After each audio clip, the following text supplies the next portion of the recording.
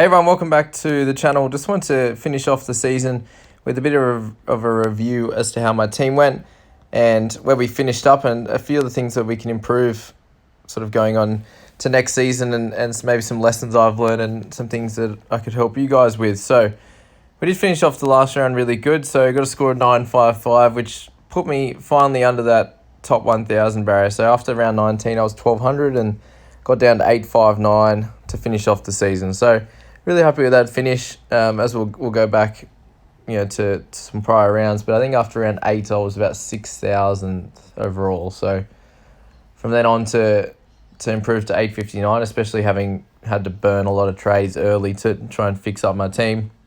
This is a really good finish. So McInnes saved me this round compared to bringing him out, bought him in for Payne Haas. Used my last trade on Haas to get to McInnes there.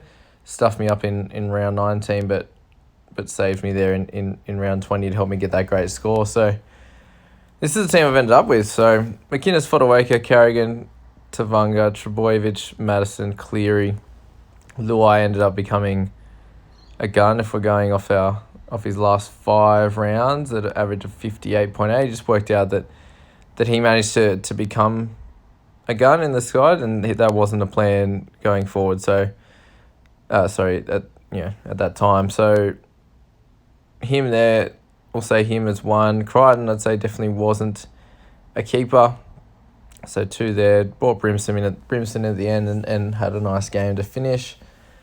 But he's borderline keeper in the fullbacks. I'd say next year he'll be a lot better, and a lot of people start with him.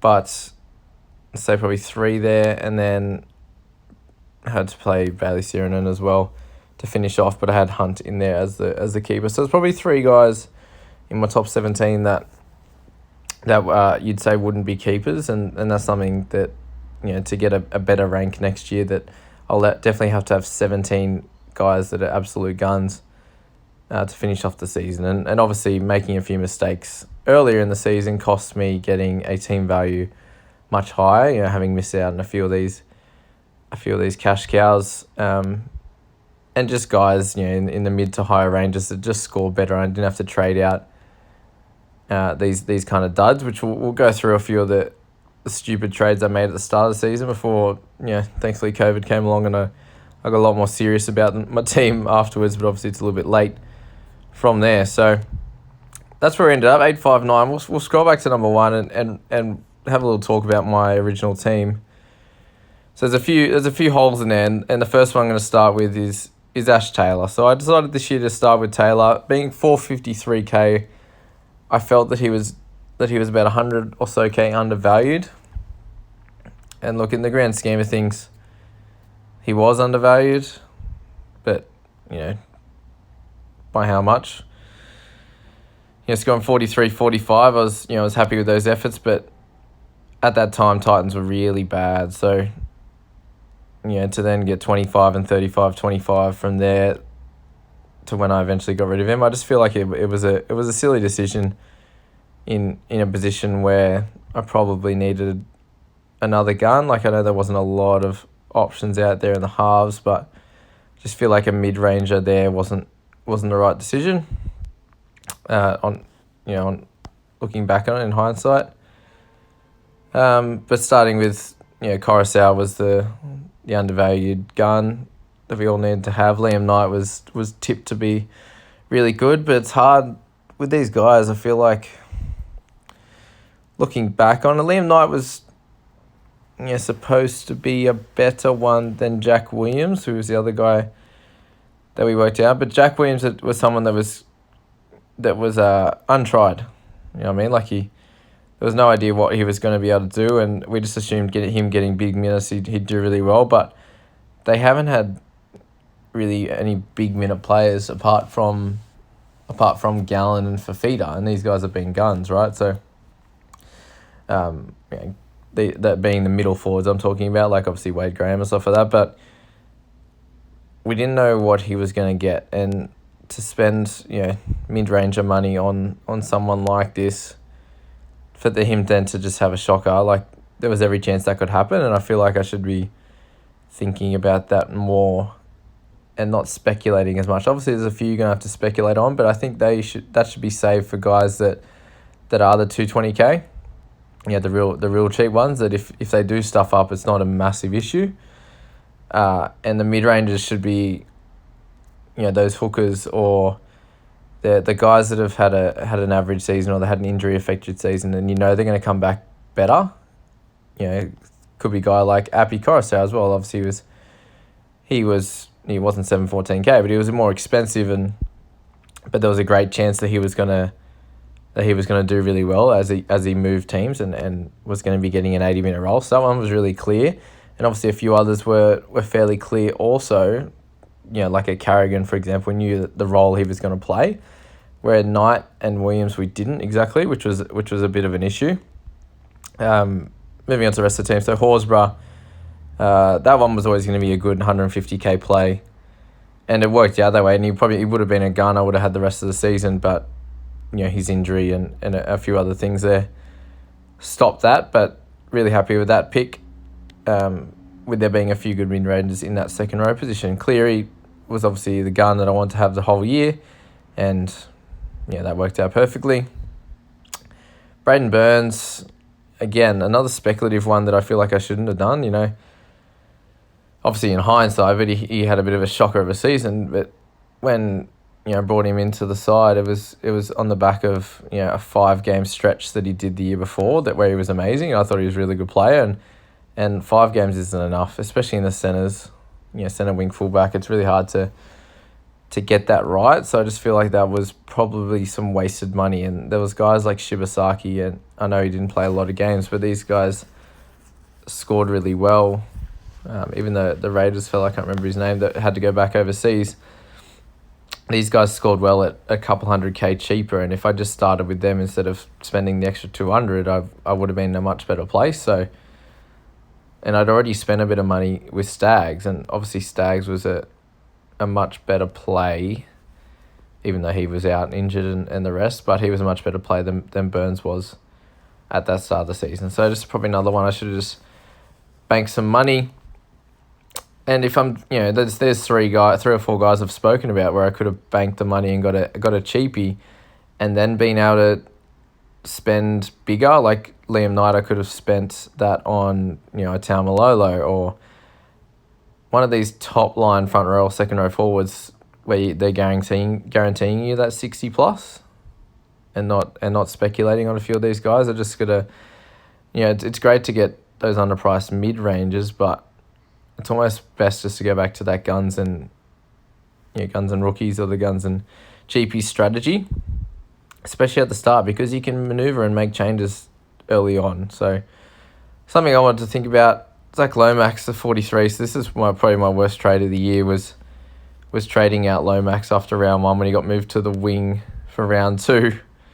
He then managed to score a ridiculous amount of points for the rest of the year. So that's definitely been my worst trade.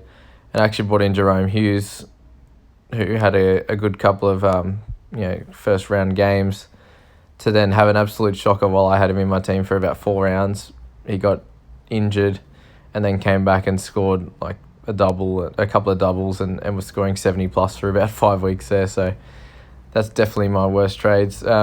Aikens, again, bringing someone in that was never really going to score that well was silly, and I could have speculated on a guy that's about 80k cheaper, like a Shibasaki, like I was talking about, who was also dual position, which could have done me a lot better. I was only hoping for 30 from Aitken a week, and he got that once or twice, but that wasn't enough. Pappy ended up turning out well, but he was someone that didn't go as well at the start, so it's not really much to talk about there. I was happy with that decision. I needed someone at a decent price in the wing fullbacks, and he was going to be my gun that was a little bit undervalued that I'd bring in at that stage. Lucy Leilua did really well. I actually got rid of him as he started to score down a little bit, and then he killed it and hit that 100 and whatever else. But yeah, he was a good player to start with, and I'm one of those guys that you knew that was going to do well when he got the new role in extra minutes. So him, Carrigan, Coruscant, these are the kind of guys you want to be looking for next year. Jack Williams, you spoke about. Bradley did his thing. He was obviously at an okay price, but only gained a little bit for us, like 100k, and I suppose that was enough. But you knew what you were going to get out of him. It was going to be a 40-point scorer, and he did that. So they're the guys that are going to be a bit safer, but it is what it is. And then Billy Walters obviously started the year. It was unfortunate for him that Harry Grant came along, but there's not much you can do with that.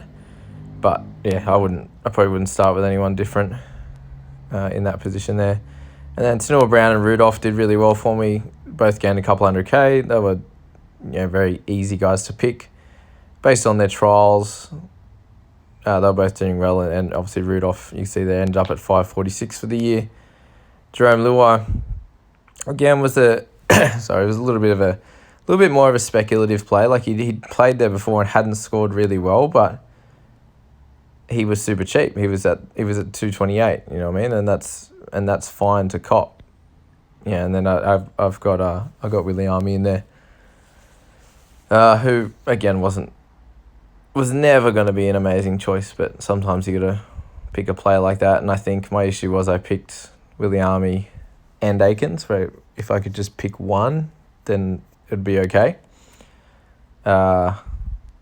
So yeah, that's my round one team. So there's obviously a few things there, but I think it's more around those mid-rangers. Like the guns that we pick are always going to be okay. I was never picking anyone that was overpriced. So I had like a really cool end to the year and were a bit overpriced. It was all guys that, you're paying Harsey, Coruscant, David Fafita, all guys that were in Cleary. So we're all going to be really good for the year no matter what. Obviously injuries and stuff play a part, but yeah, that's how it goes. So so bringing in Jerome Hughes and Eli Katoa for round 2. So like nothing crazy there. Katoa went well for what he needed to be, but he was a little bit up and down. One of my better trades was bringing in Twal for Knight. So that was good, shoring it up, and he was a guy that was on the rise and was going to be a keeper for the year. And then the other one is just another speculative one, speculating on a half wing fullback in Drinkwater. So I did it with Hughes, and then I did it with Drinkwater straight after that. So very annoying picks, and that's what I've learnt from this year, is just to not go for these type of guys. Even though he looked like he was just going to score well, he was a really good player and just really wet the bed after that. Like, had an absolute shocker. So yeah, they're the types of things we want to try and avoid. And you can see down in the interchange, I got Harry Grant in there, which was always going to be a great decision. So these ones come up. These guys that are really cheap, or the mid-ranger that gets a lot more minutes, or their roles improved, or they move clubs, etc. That these things are going to come up through the year. So just try to be patient as you go through the season. So that was my biggest issue, and those trades set me up for a bit of a tough sort of 5 or 6 weeks there. But again, see, Bradman Best came up, and he was always going to be a good player, and at that price point, like, made a stupid amount of money. So these can come up. Isaiah Yeo, brought him in there. Stephen Crichton came in. Again, he was on and off for a while, and then obviously had his try-scoring streak. But it was almost a bit of a speculative play again in the wing fullbacks. Whereas Kurt Capewell was a much better decision. A guy that you can play in the centres that was going to play 80 minutes and score well, like at a minimum 40, which is a perfect pick. But,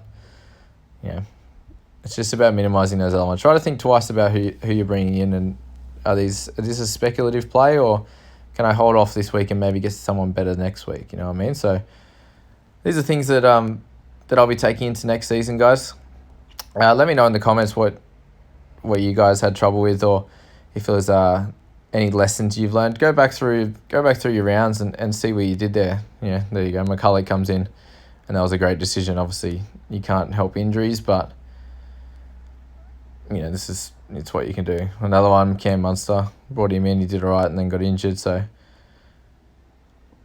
again, that's that guy. So anyway, just let me know in the comments what some of the things were that you had some issues with. And going into next season, we'll ramp this up a little bit. We'll get a lot more videos out, especially around these things and how you can try and avoid these traps. And we always do it every year. You know, we'll talk about it now and then we'll forget about it come March next year when we're making our team. So we'll get a few more videos like that and add a few more things to the pipeline. Let me know what you guys would like to see coming into next season. I spoke to a few guys. Maybe it's about creating a team for this channel, like that will that you guys can help with the trades in the comments, and we can do something like that. Or just let me know, guys, and I hope to see you guys next year. Hope you all had a decent year, and we'll catch you in 2021. All right, guys, have a good one. Bye bye.